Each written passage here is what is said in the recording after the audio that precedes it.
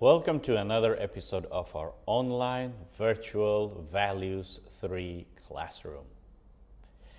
If you are traveling or unable to attend school due to various reasons, don't worry about it. Make sure to visit your Google Classroom and open my YouTube videos that I create for each lesson. Read the description below to read the narratives or lesson contents. Use the timestamps to move quickly over various topics or questions.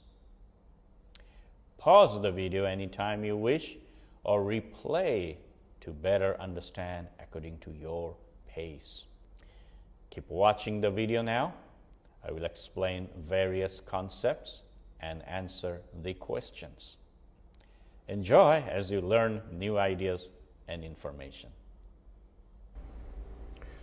Welcome to our another episode of online class. Today we are on day 5 of Zoroastrianism. Now if you have not read the narratives, the lesson content, please pause the video right now and look down at the description box. Please read the following paragraphs that are for your readings today. Now if you have read it, now let's take a look at 2 questions from the first paragraph. Question number 1. Who is Ahura Mazda's rival? How is this idea or teaching similar to Judaism or Christianity? The rival of Ahura Mazda is Angra Mainyu. Okay, we must get that straight. His rival or his opponent is Angra Mainyu, the lie. And how is this idea similar to Christianity? Well, in Christianity we do have Satan, Lucifer, the opponent, the enemy of God. Next question. What is the function of the Savior in Zoroastrianism? Well, you notice that the Savior concept is very different from the Bible concept of a Savior. In the Bible we have Jesus, our Savior, who saves us. We believe in Jesus, and through our belief, when Jesus wins, we all win. We just join his party, and when his party wins, we automatically win. But in Zoroastrianism, it's slightly different. The Savior is the one who is going to win at the end with the battle against Angra Mainyu. And so we have to join the Savior so that we can fight the cause. We have to fight to help win the battle. And so we actually all become the Savior because we are trying to save. And at the end, the world will be destroyed and the good people will be rescued and the evil will be destroyed in the hellfire. Moving on with our next 2 paragraphs. They are not so long, short paragraphs. Please read those 2 paragraphs, and I have 2 questions for you. Question number 3. How do the 3 creeds of Zoroastrianism help its community to reach their goal?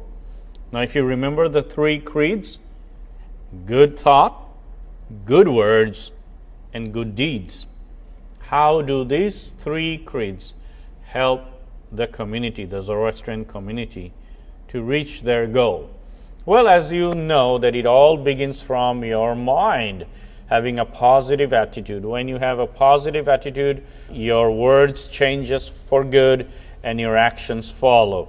And when you do that, you obviously live a righteous and moral life. All right? And when you do so, you help to join Ahura Mazda to help his battle, to help him to win the war against the lie, against the evil, because you have been changed through your mind, through your words, and through your deeds. Now, question number 4. What ultimately happens to both good and evil people? Do you agree? Why? Now, this is based on the video. Now, you can watch the video by clicking on the link below. watch the video of your two friends of senior students. They are going to debate on the topic, should evil people be allowed to go to heaven? Because according to Zoroastrianism, you read in the first paragraph, and that is, if you do, even though you do bad, evil things, you will be sent to hell and you will be purified. You will, of course, go through pain and suffering, but then you will be purified. Your mind will change and you will be perfected, and then you will be taken to heaven. So ultimately, everyone ends up in heaven. Some right away, good people. Evil people go to hell first and then get purified, and then they go to heaven. What is your opinion on this matter? Do you agree that evil people should be allowed to go to heaven? Now, as you watch your friend in their short conversation debate, one is saying that yes, they should be allowed because they paid the price in hell. They bore the consequences. They went through pain and suffering. So they have paid the price. So they should be now allowed to go to heaven. While the other friend, his point is, no, then where is the standard of morality? What is right from what is wrong? Where is the standard? If everyone is allowed to go to heaven just because they paid the price, then I might as well do all the evil things that I like to do in this life. All the heinous crimes, all the immoral acts, anything that is evil, let me just do it and enjoy my life, and then pay the price in hell and then go to heaven. So do you agree that people should be given a chance to go to heaven even if they're evil? Your opinion, please. All right, now go ahead and read our next paragraph, the importance of doing good. If you have read that, now I have one question over here, and that is, why are Zoroastrian community urged to do good towards the people and the world? Why? Why should they do good things? Why are they commanded to do good things? Well, if you read in this part of the paragraph, you come across another spirit. Ahura Mazda has many spirits, and one of them is over here, the spirit of Almighty. The spirit of Almighty is simply the spirit of goodness and charity, generosity. And so Zoroastrian communities are taught and told to be to be generous to the people who have less, to contribute to worthy causes, even outside their Zoroastrian community, not only towards their own people. Like in India, if you read this paragraph, Zoroastrians have many schools, hospitals, and other worthwhile projects which they fund. They may not be run by Zoroastrians, but they contribute a lot to these services because they believe that God, Ahura Mazda, gave us the spirit to be generous, to be compassionate towards people who have less. Okay, go ahead and read the last paragraph, the Zoroastrian worship. I have one question, and that is, what does it mean by Zoroastrianism is not a congregational religion?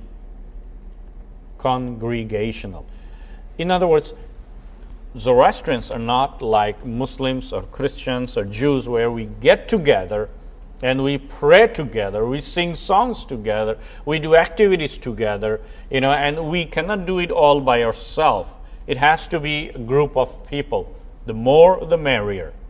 But in Zoroastrianism, it is not that way. They actually do their prayers and worship individually by themselves. Very much like how it is with Buddhism. How Buddhists would go to the temple, stand in the corner, and pray in their own heart. Christians, on the other hand, they like to go together in the church, sit together, sing songs, worship together. So does the Jews. But you'll notice that Zoroastrians usually don't do that. They only go to the temple and do together only maybe the New Year or some of the main big festival that happens, once or twice a year. But usually all the rest of the year, they usually do it all individually by themselves. So it is slightly different from how you would see it in a Christian church or a Jewish synagogue or a Muslim mosque. Hope you understood the lesson concepts well. Review them and type your answers on the Google Classroom assignment. Once done, click the Turn In button to submit your assignment. Don't forget to do that. Your assignment will be graded and credited. When you return to school, you will not have to make up your absent days. No. But make sure to submit all your assignments on time. If you have any questions, feel free to email me or text me in line. Take care and see you on the next video. Bye-bye.